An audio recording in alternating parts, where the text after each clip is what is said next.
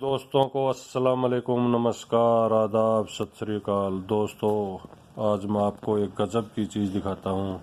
बहुत से दोस्तों ने कहा इसे एक बार फिर दिखाएं, खासकर खलील जाफर साहब लोधरा पंजाब से और इंडिया से भी बहुत से मित्रों ने कहा कि एक बार दिखाएं। ये मेरे दादाजी का कायदा है, पहली क्लास का, और इससे आप अंदाजा लगाओ इस पर जिलत 20 अप्रैल 1936 की चढ़ी हुई है।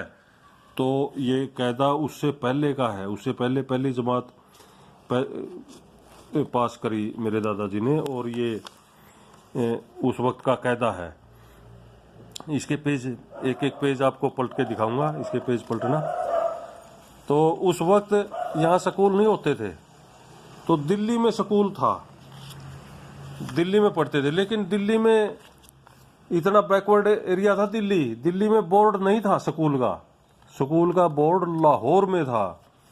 लाहौर पेपर दे के आए थे मेरे दादाजी, बताया करते कि हम लाहौर पेपर दे के आए।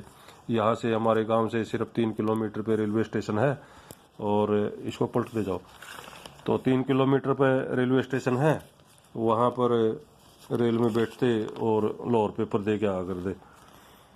तो उस जमाने में लाहौर एक विकसित शहर था, जबकि दिल्ली एक पिछड़ा हुआ शहर था।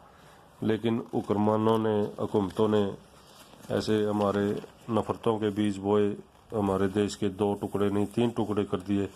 जबकि हमारी ये देखो लैंग्वेज एक थी, हमारी जुबान एक थी, हमारी संस्कृति एक थी, हमारे रीति रिवाज, हमारे कल्चर एक थे।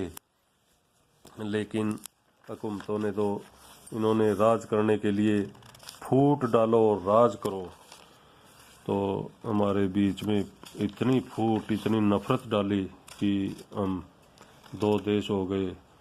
और मिलजुल कर रहने वाले आदमियों में, मिलजुल कर रहने वाले समाज में ऐसी नफरतों के बीज बोए कि हमारे बीच दूरियां बढ़ती गई।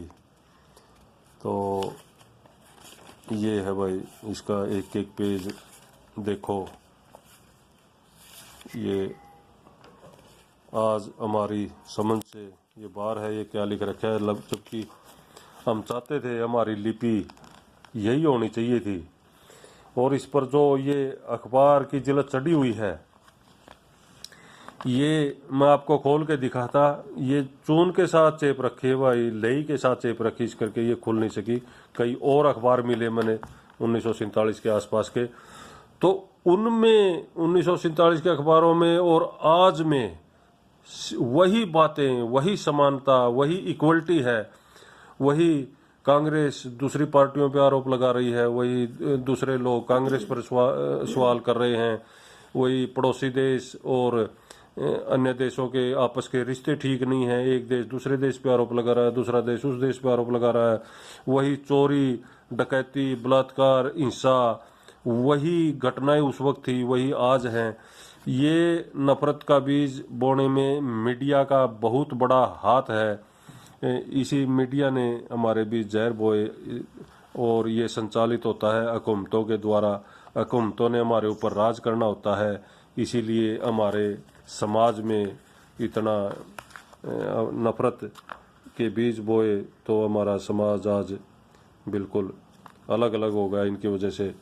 माशाल्लाह, ऐसी हम आशा करते हैं कि एक दिन हम फिर एक होंगे, हमारा समाज फिर मिलजुल कर रहेगा। धन्यवाद, थैंक यू, शुक्रिया।